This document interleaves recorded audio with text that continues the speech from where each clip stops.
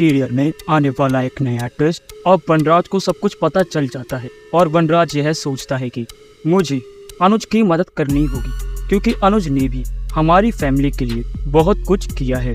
तभी अनुपमा वनराज को यह कहती है कि आप लोग एहसान फरामोश हो, आज अनुज की यह हालत है तो तुमने अनुज पे हाथ उठाया।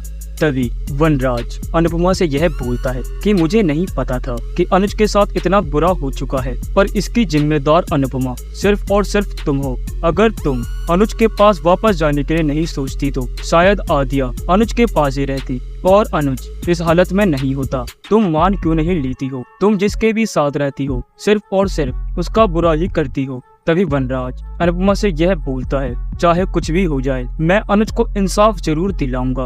और वनराज अंकुश के पास पहुंचता है और अंकुश से यह बोलता है कि आदिया कहाँ है? अगर तुमने मुझे सच नहीं बताया तो मेरे से बुरा कोई नहीं होगा, और तुम्हें पता ही है अंकुश कि मैं क्या चीज हूँ। अगर मैंने तुम्हारे बारे में सब कुछ पता करने पे आया तो मैं तुम्हें कहीं का नहीं छोड़ूंगा। तभी अंकुश बहुत ज्यादा घबरा जाता है और वनराज से यह बोलता है कि वनराज तुम्हें क्या हो गया है? तुम तो अनुज से वैसे ही नफरत करते हो, पर आज अनुज के लिए कैसे खड़े हो रहे हो?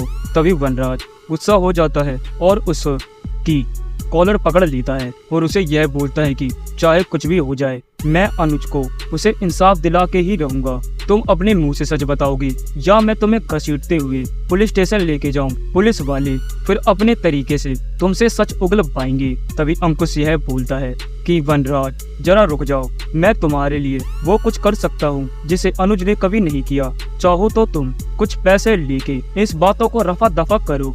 तभी वनराज यह कहता है कि तुम मुझे पैसों की दोस्त दिखा रहे हो।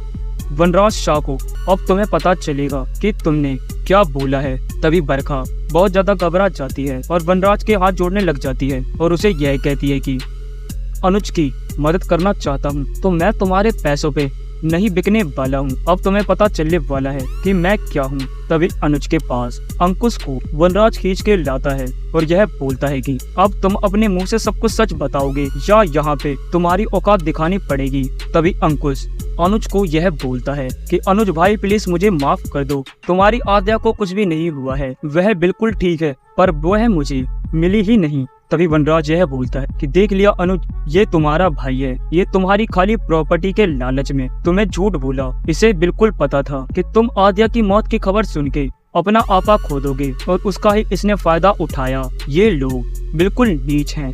तभी अनुज यह कहता है कि अंकुश भैया मैंने आप पे बहुत ज्यादा विश्वास किया था, पर आप ऐसे निकलेंगे मैंने बिल्कुल नहीं सोचा था। आपने इतनी घटिया चाल चली खाली थोड़ी सी प्रॉपर्टी के लिए कि आप इस प्रॉपर्टी का क्या करने वाले हो? ये प्रॉपर्टी आप अपने साथ थोड़ी ले जाओगे। अगर आपने मुझे ऐसे ही बोला होता तो मैं आपको अपनी सारी प्रॉपर्टी दे देता। तभी अनुपमा यह कहती है कि बिल्कुल हम तुम्हें कहीं का नहीं छोड़ने वाले हैं अंकुश। तभी वनराज खींच के उसे पुलिस स्टेशन ले जा रहा होता है कि जी हाँ दोस्तों, अब क्या करेगा वनराज? क्या वह अंकुश को दिला पाएगा सजा और ढूंढ पाएगा आद्या को? आप अपनी कमेंट बॉक्स में राय हमें जरूर बताएं। अगर आपको यह वीडियो पसंद आई है तो आप इस वीडियो को एक लाइक करें, हमारे चैनल को सब्सक्राइब करना ना भूलें। मिलते हैं आपसे अगले वीडियो में, जब तक के लिए जय श्री राम।